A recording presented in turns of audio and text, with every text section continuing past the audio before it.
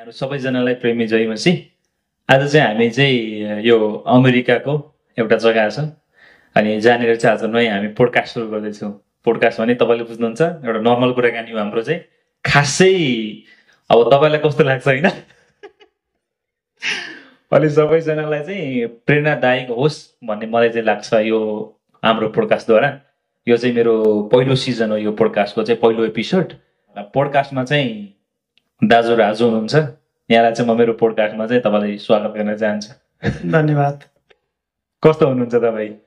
प्रभुको दया अनुग्रह छ, राम्रो छ सबै कुरा। अनि कसरी चलिरहेछ दाजुको दिनहरू? अब दिनचर्या भन्नुपर्दा दिनकै काम गर्न जानुपर्छ अनि 12 घन्टे, त्यही पनि रातभरि काम गर्नुपर्छ। जे होस् जिन्दगी चलेको छ, चलाएको छन्। अब नेपालमा अनि अरू ठाउँमा बस्ने मानिसहरूले देखेका छन्, अमेरिकामा बसेका छन्, गरेका छन् भन्छन्। तर अमेरिकाभित्र बसेर कसरी जिन्दगी चलाइरहेका छन् भन्ने कुरो चाहिँ जब अमेरिकाभित्र आइपुगेर सङ्घर्ष गरिन्छ, काम गरिन्छ, त्यति बेला मात्रै थाहा हुन्छ। त्यसो भए मैले पनि बुझ्ने भएछु। तपाईँलाई धेरै धेरै स्वागत छ। तपाईँले अब चाँडै नै बुझ्नुहुन्छ। हुन त केही समयको लागि चाहिँ तपाईँ तन्देरी, जवान, तन्दुरुस्त देखिनुहुन्छ। र जब समय बित्दै जान्छ त्यसपछि तपाईँ बिस्तारै गल्दै गल्दै जानुहुन्छ। मैले यो भनेर तपाईँलाई निरुत्साहित गर्न खोजेको चाहिँ होइन, तर त्यो तपाईँले पछि अनुभव गर्नुहुन्छ। तर अब तपाईँले भने जस्तै होइन, म चाहिँ यहाँ भर्खर आयो नि त। नेपालमा त अब त्यस्तै छ होइन, मजाले सङ्गति जान पाइन्छ, फ्री टाइमै हुन्छ लगभग प्रायःहरूको। किन भन्दा अफिस टाइम त्यही नेपालमा 10 देखि 4 बजेसम्म नै हो साँझ होइन। त्यसपछि आफ्नो काम गरिन्छ अनि बाँकी समय भनेको कि घर परिवारलाई दिने हो। अब उस्तै अब बेरोजगारी छ, अब कसैले अब बिजनेस छ भने त छुट्टै कुरा छ, नत्र प्रायः त सेवामा चाहिँ लगभग मान्छे जान्छ क्या। तपाईँको कस्तो छ अनुभव यहाँ? अब जब पहिलोपटक हामी अमेरिका आउन लागेका थियौँ अनि त्यति बेला यहाँको साथीहरूले भन्ने गर्थे, जो अगाडि नै आउनुभएको थियो, सेवाकाई गर्नु, खानु, लाउनु, सुत्नु चाहिँ नेपालमै हो है, उहाँ पुगेपछि सक्दैन है भनेर भन्थे। एक प्रकारले त्यो कुरा ठिकै पनि हो, त्यो पनि छ। अनि अर्को प्रकारले सोच्ने हो भने जसमा इच्छा शक्ति छ, चाहना छ, उसले नेपालमा जस्तो सेवाकाई गरेको छ त्यस्तै सेवाकाई पनि गर्न सकेको छ। अब त्यो चाहिँ प्रत्येक कुरा तपाईँमा भर पर्छ, ममा भर पर्छ। मैले कतिको टाइम नेपालमा दिएँ, मेरो सेवाकाई के हो भन्ने कुरा तपाईँले नेपालमा कतिको गर्नुभयो, त्यही अनुरूप, त्यही सोच, त्यही विचार धारणा लिएर तपाईँ अमेरिकामा आउनुभयो अनि स्टिल त्यही दर्शनमा, त्यही सेवाकाईमा हुनुहुन्छ भने तपाईँले गर्नुहुन्छ। तर म जब पहिलोपटक आउनुभन्दा अगाडि चाहिँ खानु, लाउनु, सबै थोक गर्नु नेपालमै हो भनेर भन्थे। एक प्रकारले हो पनि, तर त्यति हुँदै पनि फेरि अर्को प्रकारले सोच्ने समय निकाल्ने हो भने नेपालको जस्तै सेवाकाई पनि छ यहाँ। त्यो तपाईँमा भर पर्छ। भेट हुने भनेको हप्तामा एकचोटि हो। विदेशी ठाउँ, विदेशी भूमि, विदेशी परिवेश, यो कुराहरूले गर्दाखेरि पनि अलिकति त्यो भिन्नता देखिएको। तर तपाईँ जे जति भन्नुहोस्, नेपालमा सेवाकाई गरे जस्तो मिठास चाहिँ अमेरिकामा त्यति छैन। किन भन्दा नेपालमा हामीसँग प्रशस्त टाइम थियो, हामी जति बेला भने त्यति बेला सेवाकाईमा जान सकिन्थ्यो, भिजिटिङ गरिन्थ्यो, एक आपससँग हामी समय बिताउँथ्यौँ। यहाँ चाहिँ टाइम टु टाइम फलो गर्नुपर्छ, त्यसरी जीवन चलाउनु। एउटा कुरा काटे कि तपाईँले चाहिँ हुन्छ, हामी पहिलादेखि चाहिँ अनलाइन त कुरा गरिरहेको नि त होइन। हजुर, दुःख सुख जस आदान प्रदान हुन्थ्यो, के कस्तो छ सबै कुराहरू चाहिँ हुन्थ्यो भनौँ न। तर खासै तपाईँसँग चाहिँ एकदम नजिकै भेटेर एउटा कुरा चाहिँ गर्न मन लाग्थ्यो क्या मलाई चाहिँ होइन। वास्तवमा तपाईँहरू चाहिँ आखिर त भुटानको हो नि त, तर तपाईँ चाहिँ भुटानदेखि यहाँ कसरी आइपुग्नु भयो त्यो चाहिँ जान्न मन छ क्या। तर तपाईँ चाहिँ मलाई थाहा छ त, लगभग कुराहरू थाहा छ होइन, र पनि एउटा हुन्छ नि लास्टै पुरै जान्न मन छ क्या त्यो चाहिँ। खै त्यो मलाई पनि त्यति धेरै त थाहा छैन, तर मैले धेर थोर जति मैले जाने बुझेँ, मैले नेपाल आउँदाखेरि म त्यस्तै 5-6 वर्षको थियो होला। मलाई भुटानको बारेमा 5-6 वर्षमा भुटान छोडे तापनि मैले चाहिँ मेरो दिमाग चाहिँ अलिक तेजिलै थियो। म सानैदेखि अलिक चला, सबै कुराहरू मलाई चाहिँ दिमागमा राख्ने के सानै भए पनि। किन भन्दाखेरि मलाई मेरो घर कता फर्केको थियो, कस्तो थियो, कति तले घर थियो त्यो पनि थाहा छ। हाम्रो जमिनहरू कति थियो, गाई बस्तु कति थियो त्यो पनि थाहा थियो। किन भन्दाखेरि मलाई चाहिँ सानैदेखि बिजुलीमान भन्थे। अलिक म धेरै चञ्चले स्वभाव। तपाईँलाई चाहिँ बिजुलीमान भन्दा चाहिँ म त फेरि गाउँको सबै इलेक्ट्रिसिटी बनाइदिन्थ्यो क्या। त्यस्तो है। भुटान छोड्दाखेरि त्यही 5-6 वर्षको थियो होला। भुटानमा जब आन्तरिक समस्या भयो, अब त्यो के थियो हामीले त्यति बुझेनौँ। तर जब हामी भुटान छोडेर आउनु पर्यो त्यति बेला 90 सालतिरको कुरा हो। हामीले प्रभु येशू ख्रीष्टलाई चिनिसकेको थियौँ त्यति बेला भुटानमै। अनि जब पहिलोपटक हामीले प्रभु येशू ख्रीष्टको बारेमा सुन्यौँ, त्यो चाहिँ मेरो जेठा बडा बाउ बडे आमाले प्रभु येशू ख्रीष्टलाई चिन्नु भएको रहेछ। अनि त्यसपछि हाम्रो हजुरआमाले प्रभु येशू ख्रीष्टलाई चिन्नुभयो। अनि पछि उहाँहरू फेरि हाम्रो गाउँमा आएपछि प्रभु येशू ख्रीष्टको बारेमा बताउनु भयो। अनि बताएपछि चाहिँ प्रभु येशू ख्रीष्ट को हुनुहुन्छ भन्ने कुरा हामीले त्यहाँ सुन्यौँ। जब पहिलोपटक प्रभु येशू ख्रीष्टको बारेमा सुन्दाखेरि मलाई मेरो आमाले भन्नुभएको थियो कि अब हामी इसाई बनेको, प्रभु येशू ख्रीष्टलाई ग्रहण गरेको, अब हामी एक दिन मर्यौँ भने पनि स्वर्ग जान सक्छौँ। अनि यस्तो यस्तो कुरा छ, प्रभु येशू ख्रीष्ट चाहिँ हाम्रो पापको लागि आउनु भएको भन्ने कुराहरू हामीले सुनेको थियौँ। अनि त्यो के रहेछ त भन्दाखेरि जब हाम्रो घरमा पहिलोपटक सङ्गति भयो त्यति बेला यति छुट्टै आनन्द खालको महसुस मैले गरेको थिएँ। सानै भए पनि मैले त्यो कुरा चाहिँ महसुस गर्न पाएँ। त्यो भुटानमै 90 सालतिरको कुरो हो। अनि पहिलोपटक मैले ख्रिस्टीय भजन सुनेको चाहिँ भजौँ मिठो नाम प्रभु येशू नाम भन्ने सुनेको, पहिलोपटक सुनेको। अनि सबैजना मानिसहरू आएर घरमा सङ्गति, त्यो घरले सङ्गति रहेछ अहिले बुझ्दाखेरि चाहिँ।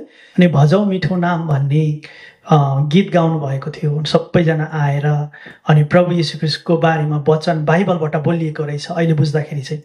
अनि बाइबल के हो भन्ने कुरा पनि मैले त्यति धेरै याद गरेको थिइनँ, खासै थाहा थिएन के हो भन्ने कुरा। गीत चाहिँ याद गरेँ मैले, तर जब नेपाल आएपछि मात्रै मैले राम्रोसँग बाइबल देखेको।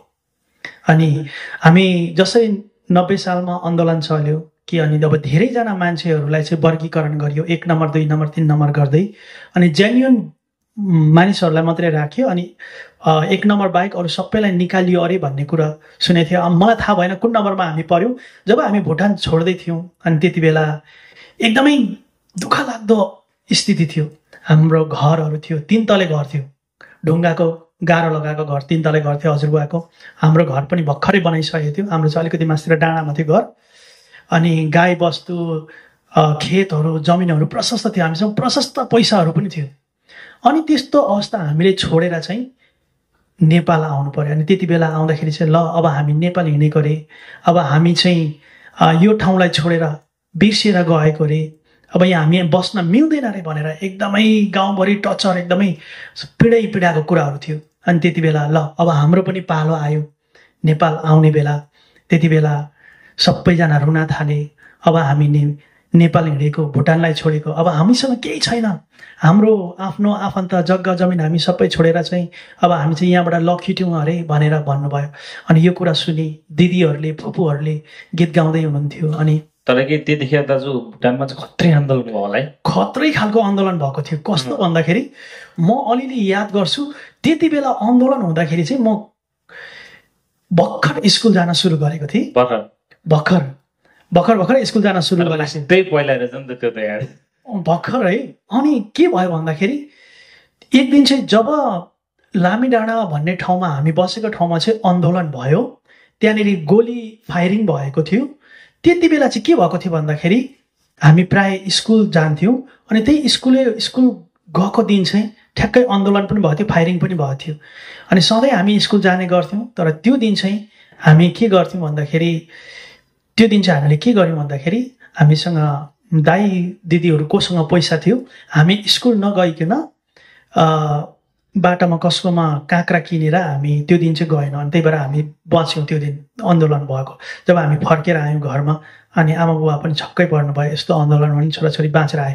अनि यति धेरै टचर थियो कि मानिसहरूलाई कि जो कोही छोरा मान्छेहरू त्यहाँ देखिन्थ्यो उनीहरूलाई आर्मी आएर पक्रेर लिएर जाने गर्थे। अनि आर्मीहरूले, भुटान आर्मीहरूले, शासकहरूले उनीहरूलाई जे कुरा मन पर्यो, घरको धन सम्पत्ति के छ उनीहरूले लुटेर लाने गर्थे। अनि जब यति बेला हामीले ग्रहण गरिसकेको थियौँ, प्रभु येशू ख्रीष्टलाई चिनिसकेका थियौँ, हाम्रो घरमा मैले त्यति बेला अनुभव गरेको एउटा अचम्मको कुरो चाहिँ हाम्रो ओल्लो घर पल्लो घरको छरछिमेकीहरू सबैलाई आर्मीले आएर पक्रेर लिएर एकदम कुटेर लिएर गयो। तर मेरो घर परिवारहरू चाहिँ सुरक्षित रहे कि।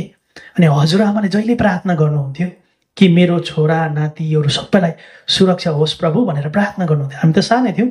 अनि राति भएपछि चाहिँ घरमा आर्मी आउँथ्यो। आर्मी आएर चाहिँ घरबाट छोरा मान्छे जति छन् उनीहरूलाई लिएर जेलखानामा हाल्ने काम गर्थे। त्यति बेला चाहिँ हाम्रो घरको छोरा मान्छेहरू चाहिँ गाई गोठ्थ्यो। त्यो गाई गोठभित्र गाईहरूसँगै लुकेर सुत्नुहुन्थ्यो। रातभरि दिउँसोभरि त्यही बस्नुहुन्थ्यो। अनि राति भएपछि तर चाहिँ के भन्छ त्यो तपाईँको त्यो परिस्थितिबाट तपाईँ आउनु भएको रहेछ होइन। तर नेपालमा पनि तपाईँलाई थाहा छ जनआन्दोलन भयो नि। हजुर त्यो नेपालमा खत्रै भएको थियो त्यतिखेर। माओवादी आर्मी लड्ने भन्ने थियो होइन। गाउँघरमा लगाएर गेट भत्काइदिने के गर्ने है, त्यस्तो त्यस्तो पनि थियो हाम्रो नेपालमा पनि। तर त्यो जस्तो चर्को चाहिँ होइन। अलिक त्यहाँ चाहिँ नेपालमा चाहिँ दुई पक्षको बराबरै भिडन्त हुन्थ्यो। त उहाँ चाहिँ एक पक्ष राजतन्त्रबाट मात्रै। अब हामी साधारण सिभिल जनताले त केही लडाइँ गर्न सकेन, न मोर्चा पनि बनिँदै थियो अरे भन्ने सुन्यो। तर अब खासै हामीलाई थाहा भएन। तर त्यो बेला पनि नेपालमा पनि खतरा सेवा गर्नेहरू हुनुहुन्छ क्या त्यो पञ्चायती शासनमा होइन। त्यस्तो जनआन्दोलनको बेला पनि नेपालमा भएको अवरोधहरू हुन्छ नि, यस्तो खतरा सेवा गरेर कि उनीहरूले नि पुरा माओवादीले भेटाए पनि आर्मीले भेटाए पनि कहाँसँग लाग्यो भन्ने पाराको है त्यस्तो। अनि पुरा गनसन पनि तेर्साइदिने अरे। अनि कतिले त पुरै पञ्चायती बेला कहाँ राजाको बेलामा यसरी बाइबल बोकेर हिँड्ने त्यस्तो कहाँ थियो र नि त नि, थिएन नि त। र पनि मान्छेले बाइबल बोकेर हिँड्थ्यो अरे क्या। त्यस्तो साहस भएको मान्छे क्या नेपालमा पनि। भुटानमा पनि भएको थियो अरे त्यस्तो कतिचोटिलाई चाहिँ सेवाकाई गर्दा गर्दै पनि पक्रेर जेलमा हाले भनेर भन्थ्यो। तर हामीले चाहिँ त्यो अनुभव गर्न पाएनौँ। अनि जेहोस् प्रभुले हामीलाई त्यति बेला पनि सहायता गर्नुभयो। त्यस्तो परिस्थितिमा चाहिँ तपाईँलाई जब भुटानबाट खेदियो नि त कसरी आउनुभयो क्या नेपाल चाहिँ? नेपाल तपाईँ इन्डिया बिचमा इन्डिया छ होइन बोर्डर। अनि बोर्डरबाट फेरि इन्डिया हुँदै नेपाल आएको तपाईँहरू? यो चाहिँ कस्तो भयो भन्दाखेरि फटाफट मान्छेहरू नेपाल आउन थाले। अनि अब बुवाहरूले कसरी योजना बनाउनु भयो होइन। त्यति बेला हामीले अलिअलि धन सम्पत्ति पैसाहरू लिएर आयौँ। जब हामी आयौँ हामी त्यसपछि पहिले मुडे भन्ने ठाउँमा बस्यौँ। इन्डियाको एउटा मुडे भन्ने, इन्डिया हो कि भुटानको त्यो पनि थाहा छैन, मुडे भन्ने ठाउँमा बस्यौँ 2-3 दिन। अनि त्यहाँबाट फेरि आयौँ। जब हामी आउँदै थियौँ आउँदाखेरि यो लाइन ट्रक हुन्छ नि नेपालको लाइन ट्रक, ठुलो खालको ट्रक हो यस्तोमा हामी 2-3 घर आएको। हामीले धेरै धन सम्पत्ति धेरै। तर त्यो बेलामा यहाँ ट्रक भन्ने त कस्तो थियो लाग्यो तपाईँ कति जानु भन्यो? लाइन ट्रक थियो। अनि त्यो लाइन ट्रकमा हामी सबै फ्यामिली बसेका थियौँ। अनि राति चाहिँ हामी ठुलो पानी पर्यो, असिना पर्यो। असिनाले एकदमै हामीलाई पिट्यो कि। अनि त्यो यस्तो पिट्यो कि हामी रुँदै रुँदै आएको त्यो रात। किनभने लाइन ट्रकमा त्यस्तो ठुल्ठुलो असिना आएको थियो, माथिको तिर्पल पनि छिडिने अवस्थाको थियो। पानीले भिजेर लुत्रुक्कै भएर आइपुगेको थियो हामी नेपाल आइपुग्दा। नेपाल आउँदाखेरि तपाईँ जसरी आउनुभयो नि, तर त्यो लास्टै दुःखदायी हुँदै होइन। मैले एउटा जान्न चाहेको क्या, अब तपाईँहरू त्यसरी आउँदाखेरि तपाईँले त नेपालमा आएर ग्रहण गरेको नि होइन? तपाईँको बाबा मम्मी त वहीँ भुटानमै ग्रहण गर्नुभएको थियो? 90 सालतिर भनौँ न, 90 सालमा उहाँहरूले प्रभु यीशु ख्रीष्टलाई चिन्नु भएको। अनि मैले पनि प्रभु यीशु ख्रीष्टको बारेमा सुनेको चाहिँ 90 सालमै नै हो। आन्दोलन हुनुभन्दा अलिकति अगाडि कि हाम्रो परिवारमा चाहिँ प्रभु यीशु ख्रीष्ट को हुनुहुन्छ भन्ने कुरा चाहिँ हामीले बुझिसकेका थियौँ। तर लास्टै दुःख गरे तपाईँहरूले वास्तवमा पर्ने हो। अब तपाईँहरू नेपाल आएर क्याम्पतिर बस्नुभयो होइन? त्यो पनि जान्नुमा कस्तो थियो क्याम्पतिरको बसाइ? सकिन्छ नि छोटकरीमा कुरा गरौँ न होइन दाजुभाइको? यो बसाइ चाहिँ कस्तो भयो भन्दाखेरि जब हामी त्यो मुडे भन्ने ठाउँबाट आयौँ, आउँदै गर्दाखेरि हामीलाई असिना पानीले एकदमै पिटेको थियो। एकदमै यति धेरै हानेको थियो कि हामी बाटोमा रुँदै रुँदै आयौँ भन्ने कुरा, त्यो कुरा हामीले देख्यौँ होइन। पछि त्यो अनुभव पनि गऱ्यौँ। अनि के भयो भन्दाखेरि जब हामी नेपालभित्र छिर्यौँ त्यति बेला हामी सुतिसकेको रहेछौँ। अनि सुरुमा चाहिँ हामी आएर चाहिँ यो मोरङको शनिसरे भन्ने ठाउँमा आइपुगेको रहेछौँ। जब बिहानै हामी उड्दाखेरि त कस्तो रहेछ भन्दाखेरि यो 2टा बाँस यस्तो गाडेको रहेछ, अनि यस्तो तेर्सो बला लगाएको रहेछ, अनि तिर्पल लगाएको यस्तो रहेछ। बिहानै आँखा जुरुक्क हुन्छ। तपाईँ त्यहाँदेखि आउँदाखेरि अलरेडी बनिसकेको थियो पुरा। त्यहाँनिर क्याम्पहरू बस्न थालिसकेको रहेछ। ए आधी चाहिँ अगाडि आएको थियो, तपाईँ पछाडि आयो। अलिक बिचबिचमा आयौँ। अनि त्यो यस्तो तिर्पल लगाएको यस्तो रहेछ। पहिलो पटक आँखा खोल्दाखेरि मैले यसो हेरेको निलो निलो तिर्पल, अनि यसो हेरेको दुईटा बाँस गाडेको तेर्सो बला अनि तिर्पल।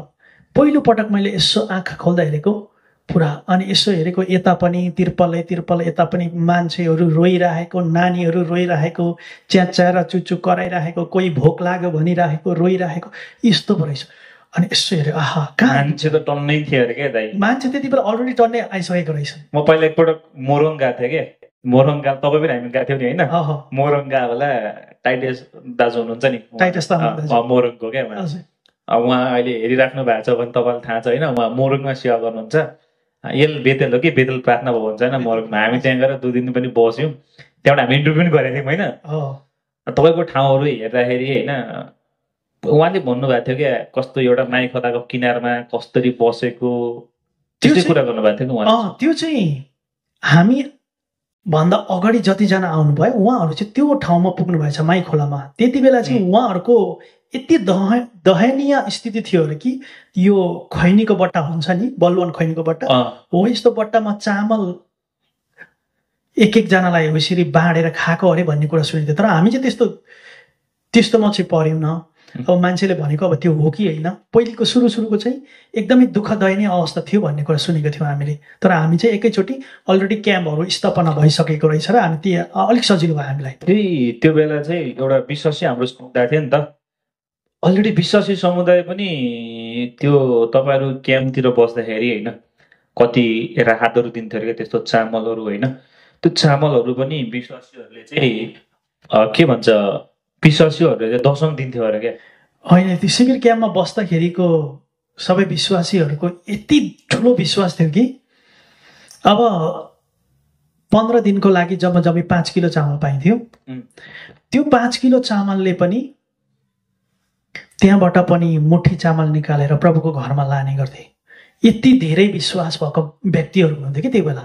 अनि त्यो जमानाको त्यो बेलाको साथीहरू, त्यो बेलाको सेवा गर्ने सेवक सेविकाहरू, विश्वासीहरू विश्वासमा यति दर्बिलो थिए कि यति के भनौँ, त्यो दिनहरू सम्झिँदा पनि अहिले कस्तो लाग्छ, हामी कुनै समयमा यसरी सेवाकाई गरेको थियौँ भन्ने कुरा यादहरू हुन्छ कि। लास्ट याद आउँछ होला। मलाई एकदम प्रशस्त याद आउँछ। विशेष गरी यो शिविर क्याम्पहरूमा बस्दाखेरि चाहिँ टाइटस तामाङ, शरण गुरुङ अनि अर्को हाम्रो सुभाष राई भन्ने दाजु हुनुहुन्थ्यो। उहाँहरूले शिविर क्याम्पहरूमा गएर यति धेरै दुःख गर्नुभयो। मैले पनि सुनेको छु त, उहाँले क्याम्पमा लास्टै मिहिनेत गर्नुभयो अरे भनेर सुनेको थिएँ कि। तर तपाईँहरू नेपाल आउँदाखेरि चाहिँ कस्तो त्यो क्याम्प बाहिरको र भित्रको पनि भन्ने हुन्थ्यो अरे कि होइन? होइन हो, यो चाहिँ त्यहाँनिर एउटा यस्तो खालको थियो कि भुटानबाट लखेटेर आएको कारणले गर्दाखेरि त्यहाँ हामी शिविरभित्र बसेकोलाई चाहिँ शिविरे भोटाङ्गे भनेर यस्तो हेलित शब्द प्रयोग गर्थे कि, आयो भोटाङ्गे आयो, ढुङ्गाले खेदाऊ, भुडुङ्गाले खेदाऊ भनेर भन्थे।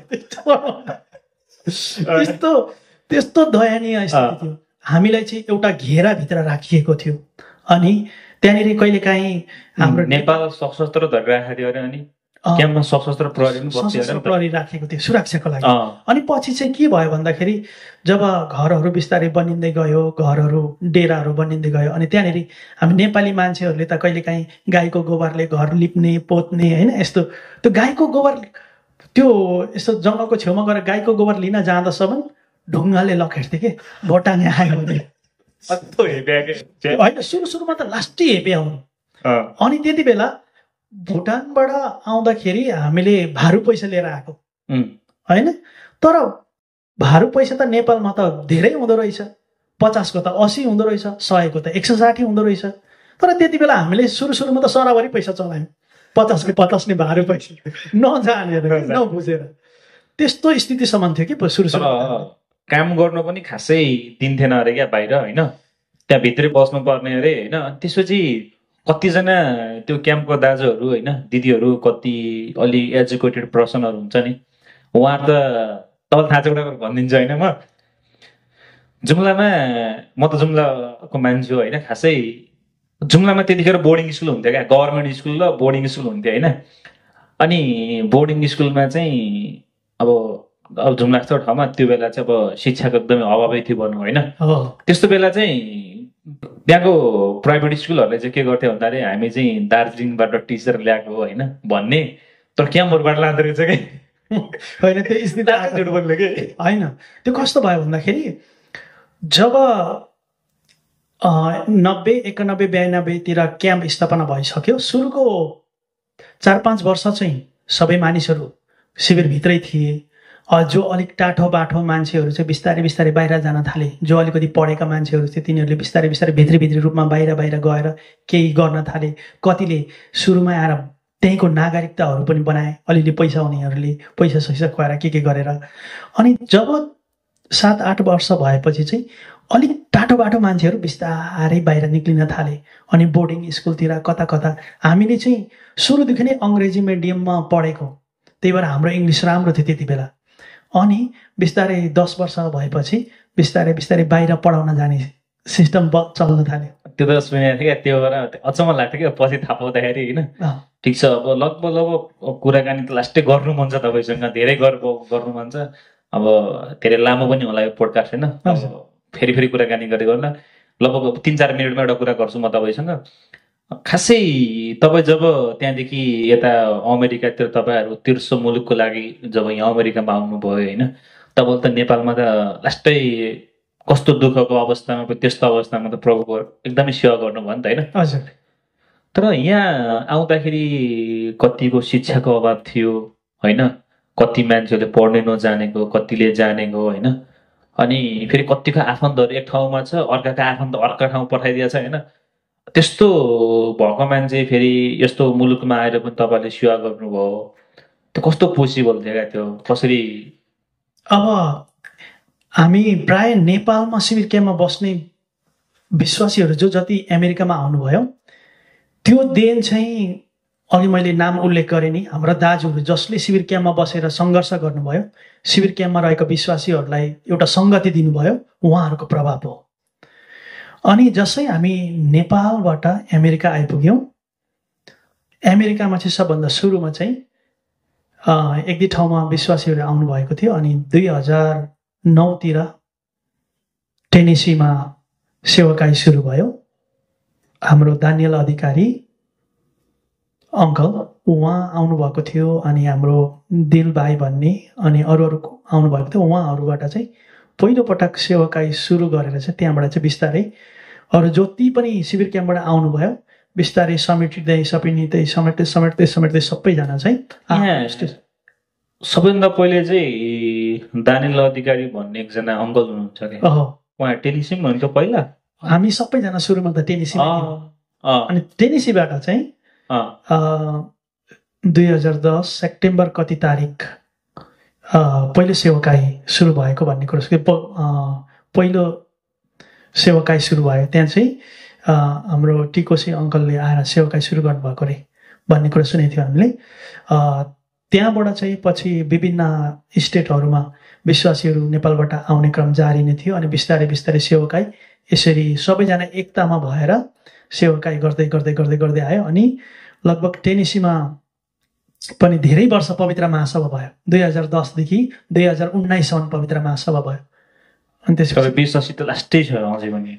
अब त्यति बेला पवित्र महासभामा विश्वासीहरू लगभग 400-500सम्म भेला हुन्थे। प्रत्येक नोभेम्बर महिनाको यो थ्याङ्क्सगिभिङको टाइममा विश्वासीहरू यसरी भेला हुने गर्थे। नेपालीहरू जतिले नेपालमा बसेर शिविर क्याम्पमा बसेर सेवाकाई गर्नुभयो नि उहाँहरू सबै भेला हुनुहुन्थ्यो। त्यो 10 वर्षको अवधिसम्म त हामीलाई ट्याक्कै नेपालमा गरेको सेवाकाईको अनुभव भएको थियो कि सबैजना भेला हुन्थे। यति छुट्टै मिठा सेवाकाई थियो त्यति बेला। लास्टै तपाईँहरूले चाहिँ हुन्छ नि त्यस्तो भुटानबाट नेपालको पनि शिविर क्याम्पमा होइन, क्याम्पमा पनि सेवा गर्नुभयो, यहाँ आएर पनि सेवा गरिराख्नु भएको छ। सबै कुरा प्रभुकै हो क्या, सबै कुरा प्रभुको योजना, प्रभुको योजना। तर अझै पनि कति प्रियहरू अझै पनि नेपालको क्याम्पहरूमा सेवा गरिराख्नु भएको छ। म एउटा पोडकास्टबाट त्यही भन्न चाहन्छु कि यहाँको प्रियहरूले चाहिँ उहाँहरूको सधैँ सम्झना गर्नुपर्छ, किनकि तपाईँहरू अहिले हुन त मान्छेको आफ्नै पीडा छ क्या होइन, उहाँहरूको आफ्नै छ, यहाँ बस्नेको आफ्नै छ, र पनि चाहिँ एक अर्कालाई चाहिँ प्रार्थनामा सम्झना गर्नुपर्छ जस्तो लाग्छ मलाई चाहिँ। हो, त्यो त हामीले गरि पनि राखेका छौँ प्रत्येक वर्ष होइन। अब हाम्रो स्थानीय मण्डली जहाँबाट आयौँ हामी उहाँहरूको लागि प्रार्थना गरिरहन्छौँ, अनि हामीले केही सक्दाखेरि केही सहयोग पनि पठाइरहन्छौँ हाम्रो मण्डली होइन। त्यो चाहिँ हुनपर्छ क्या, किन त्यो तपाईँले त त्यहाँ क्याम्पमा कस्तो सेवा गर्नु भएको छ त्यो थाहा छ नि त तपाईँहरूलाई। त्यस्तो ठिकै छ। जोस् दाजुसँग आज धेरै एकदमै कुराकानी भयो, कति कुराहरू समेट्न अझै सकिएन, धेरै कुराकानी गर्ने मन थियो, तर के गर्नु तपाईँहरू हेर्नेहरूको पनि टाइम छैन। अनि हामीलाई पनि धेरै बोल्दा बोल्दा गर्मी भयो क्या, के बोल्नु के बोल्नु। अब यो पहिलो प्रस्तुति पनि हो होइन, पछि धेरै अझै छुटेका कुराहरू पनि हामी पछि फेरि गरौँ न नि, के भएको छ के भन्दैन दुई चार कुरा। अब यो हाम्रो पोडकास्ट हेर्ने अरूलाई चाहिँ के भन्नुहुन्छ? अब थोरै सेवाकै बारेमा केही सकिन्छ भने 30 सेकेन्डभित्र। अब यो पोडकास्ट चाहिँ मैले पनि पहिलेदेखि गर्ने भनेर सोचिरहेको थिएँ, तर भाइ आइपुग्नु भयो। भाइको पोडकास्टमा पहिलोपटक म पहिलो गेस्ट पनि हो, अनि एउटा खुसीको अनुभव भइरहेछ मलाई। यो यस्तो पोडकास्टहरूबाट पनि धेरैजनाले केही कुराहरू सिक्न सक्छन्, धेरैजना प्रेरित हुन सक्छन् भन्ने उद्देश्यले यो गरिरहनु भएको छ भाइले। भाइको त अलरेडी युट्युब च्यानल पनि छ, अरू धेरै काम गर्नुभएको छ। नेपालमा हुँदा भाइले कति धेरै काम गर्नुभएको छ, अब अमेरिका आएर पनि अब धेरै ठुलो काम गर्नुहुन्छ भन्ने हामीले आशा गरेको छौँ, अनि अरूलाई पनि यो कामको लागि सहायता गर्नुहुनेछ। ठिक छ, समय सकिसक्यो होला, फेरि कुराकानी गरिदिउँ उहाँलाई। अब अर्को को हुनुहुन्छ उहाँलाई तयारी हुनुहोस् त तपाईँ। ल जय मसी।